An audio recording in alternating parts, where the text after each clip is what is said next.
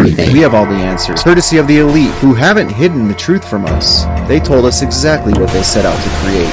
Frederick Taylor Gates, business advisor to John D. Rockefeller, who in 1903 founded the General Education Board, wrote in his 1913 book, The Country School of Tomorrow, "We shall not try to make these people or any of their children into philosophers, or men of learning or of science. We are not to raise up from them. We are not to raise up from among them authors, orators, poets. We shall not search for great artists, painters, musicians. Nor will we cherish even the humbler ambition to raise up from among them lawyers, doctors, politicians, statesmen, of whom we now have ample supply." The former Dean of Education at Queen's University in Canada, Rena Upaitis, described schools as windowless concrete containers surrounded by barbed wire fences looking more like prisons than schools. A product. You become A product.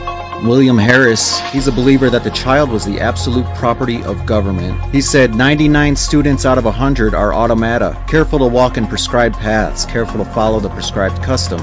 This is not an accident, but the result of substantial education, which scientifically defined is the subsumption of the individual.